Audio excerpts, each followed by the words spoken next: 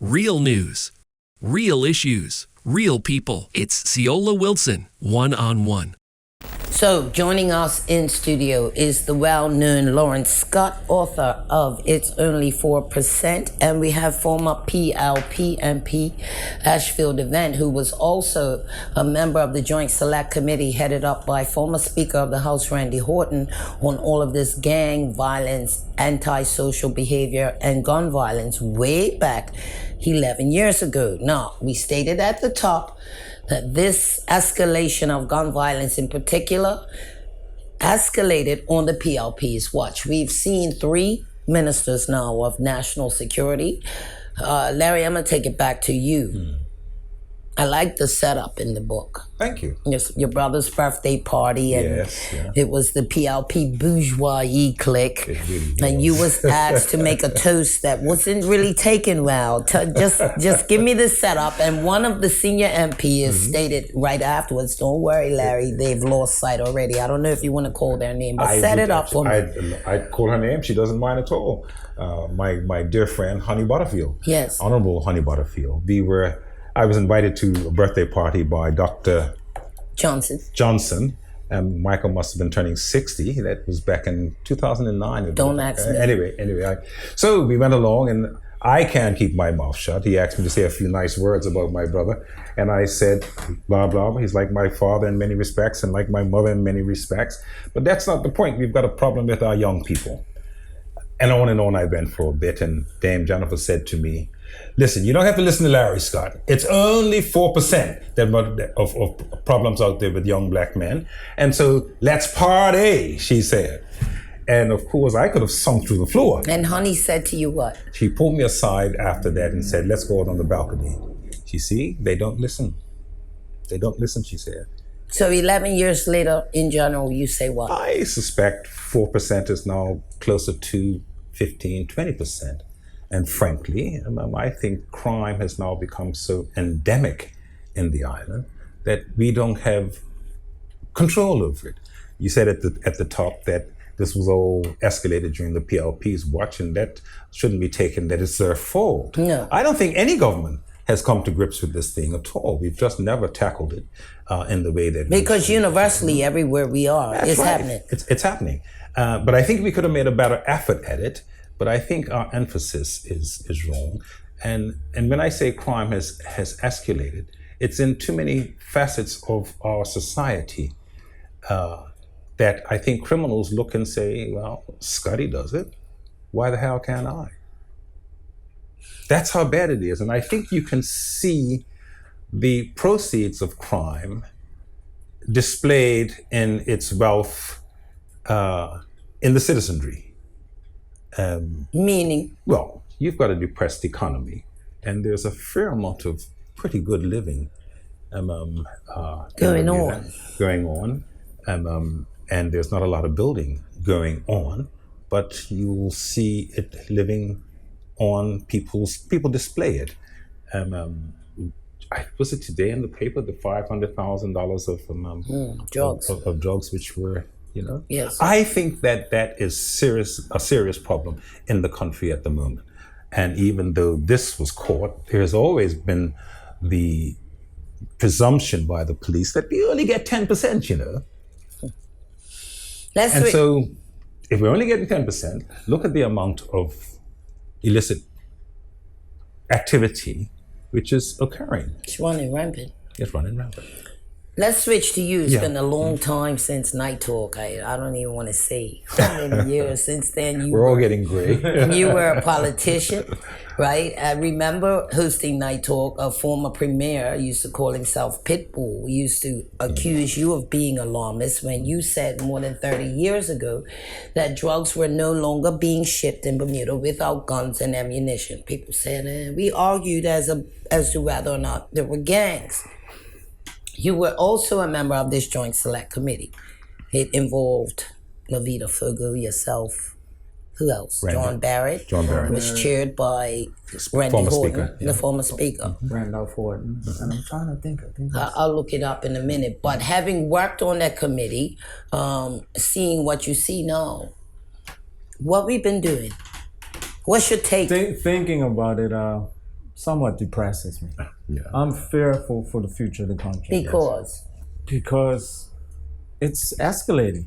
We've gone from not having gangs. As a reporter, you and I went to a big meeting one time on the commissioner at that time was Jean-Jacques Lemay, I believe. And they stuck us in a little room up at Prospect, the reporters, while they were meeting with gang members somewhere else.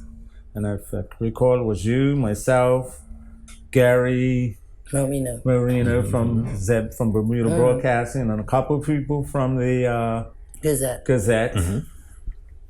And they made us sit and wait, because the idea was that we were going to have a meeting with these gang members. So what happened? Well, because I've been asleep a few times since then. At the end of the day, they told us that they refused. They didn't want to speak to us. They changed their mind, the gang members. Right. They had been fed food and pizza, you don't remember? And water. We didn't have a glass of. The mindset's not there I don't think. So you say that to say what? That we're not doing. We haven't done enough, and I think we may be too late. Yeah, I think we would be in a much worse position. What's given us some break is that people can escape to the UK. Yes. Yeah. In other countries, other countries where immigrations, they can't get out so easy. It stays and it bubbles and festers and explodes. We're lucky that a lot of these bad ones, so these people that are antisocial young folks, can leave. And because we see the evidence where they're going abroad and getting into trouble. Yes. Yeah. But if we don't give these young people some hope, some ability to earn a legal living, they will do what they must do to make money.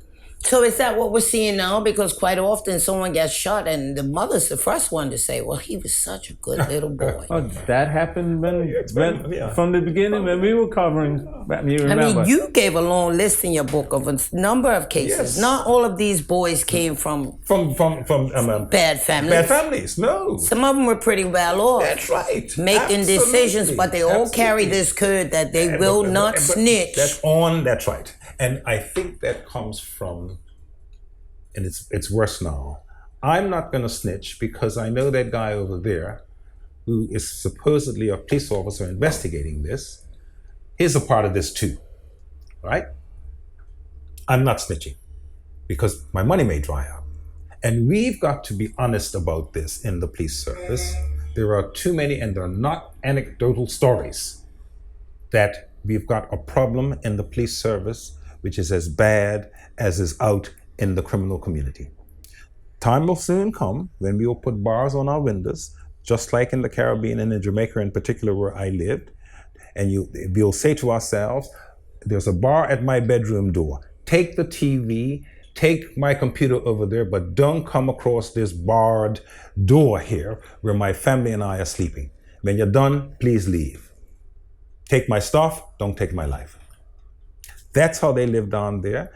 Ashfield and I were talking earlier, many years ago, during the old oligarchs, they used to be very careful about who they imported into this country to be police officers.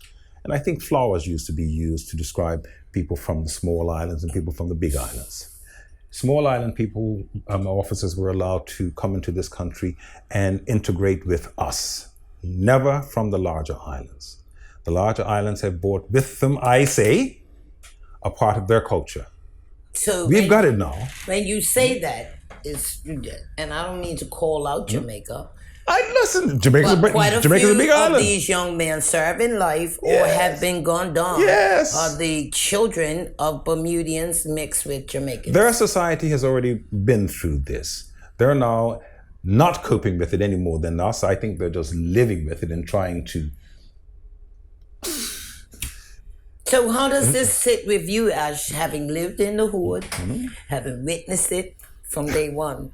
Because we have more young, how many years was it when Sir John said, there's black boys on the wall? Our problem. But he never did anything about it. No. So now they're strapped, they got big dollars, and they got bullets. Yeah. That's why I'm fearful. That's why you're fearful. Yeah. For the future. It's like we're standing on the side, talking about it a little bit and watching. And it's progressing. quickly. It's moving.